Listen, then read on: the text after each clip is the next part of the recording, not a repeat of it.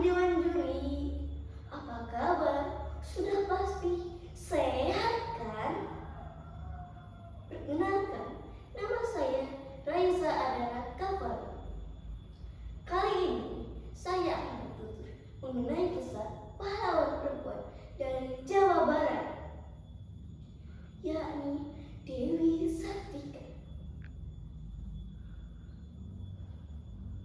Di sebuah masjid ada seorang bapak yang mengambil pentungan,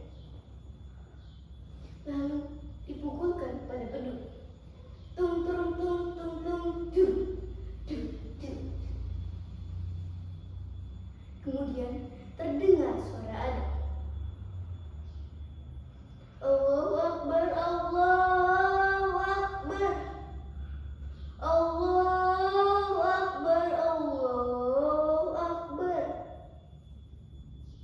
Subuh itu di awal bulan Desember, tepatnya 4 Desember 1884, terdengar suara jeritan seorang ibu yang hendak melahirkan dari salah satu rumah di daerah Cicalengka, Bandung.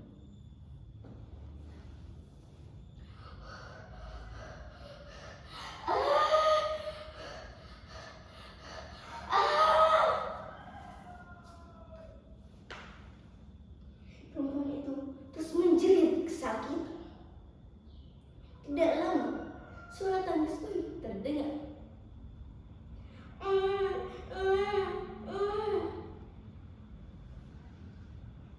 Raut bahagia terpancar dari suasana. Pria Raden Sumanagara dan Raden Ayu berhasil berpisah. Raden Sumanagara menggendong bayi perempuan tersebut dan berkata, "Akhirnya kau lahir ke dunia ini, akan kuberi nama kau Dewi Sartika." Dewi Sartika tumbuh menjadi seorang anak yang pintar berkat pendidikan barat yang ia dapatkan karena pengaruh pamannya. Meski pada masa itu orang tua, khususnya perempuan, sangat sulit mendapatkan pendidikan, ibunya berpesan, "Dewi, perempuan itu tidak hanya perlu pandai bersuara, tapi juga harus berpengetahuan. Ilmu akan menjadi cahaya dalam hidup." Hingga suatu hari, ayahnya dibawa paksa dan diasingkan oleh tentara Belanda karena tuduhan melakukan tindakan sabotase pacuan kulit di Tegalega, Bandung. Jangan bawa suami saya. Tolong lepaskan. Suami saya tidak bersalah. Cerit ibu dari Sartika sambil memegang erat sang suami. Setelah ayah diasingkan hingga meninggal, Dewi Sartika diasuh oleh pamannya yang seorang patih bernama Raden Demang Surya Kartahadi. Meski demikian, Dewi Sartika tetap semangat belajar. Sejak kecil, Dewi Sartika sudah memperlihatkan bakat menjadi seorang pendidik. Seringkali ia bermain peran menjadi guru bagi anak-anak pembantu di kapatihan. Dewi Sartika mengajarkan membaca, menulis, dan pendidikan keterampilan lainnya kepada para perempuan meski dengan penuh keterbatasan yang ada.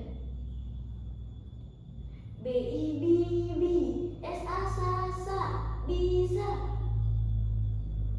Ejanya menunjuk pada tulisan yang ia buat dari pecahan genting dan alat pada papan bekas. Dewi Sartika berniat membuat sebuah sekolah agar semua perempuan bisa memperoleh ilmu pengetahuan.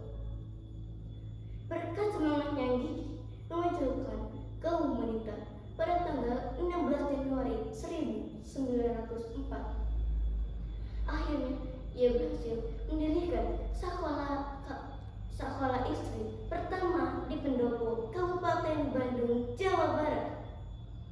Berkat bantuan kakeknya yang bernama Raden Adipati Arya Matanagara, sebagai Bupati Bandung dan Siden Hikmat, seorang inspektur kantor pengajaran ketika itu. Pada tahun 1910, Sekolah Istri berganti nama menjadi Sekolah Keutamaan Istri. Pada tahun 1906, Dewi Sartika menikah dengan Raden Kanuruhan Agah Suryawinata. Ia seorang guru di Karangtenggelam yang juga memiliki visi dan cita-cita yang sama dengan Dewi Sartika. Saat agresi militer Belanda, Dewi Sartika mengungsi ke Cineam, Tasikmalaya.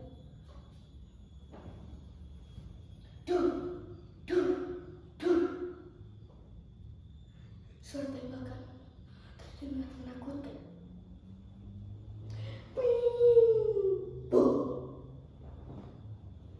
wimbo, bom meledak setiap saat. Hingga akhirnya Dewi Sartika wafat pada tanggal 11 September 1947 di Cineam, Tasikmalaya. Atas dedikasi besarnya, pemerintah Republik Indonesia menganugerahi gelar pahlawan kemerdekaan nasional pada tanggal 1 Desember 1966. Semangatnya dalam pendidikan menjadikan inspirasi bagi kesetaraan gender di Indonesia. Demikian cerita yang saya sampaikan. Semoga kisah ini bisa menjadi panutan untuk kita semua. Wabillahi taufiq wal hidayah. Wassalamualaikum warahmatullahi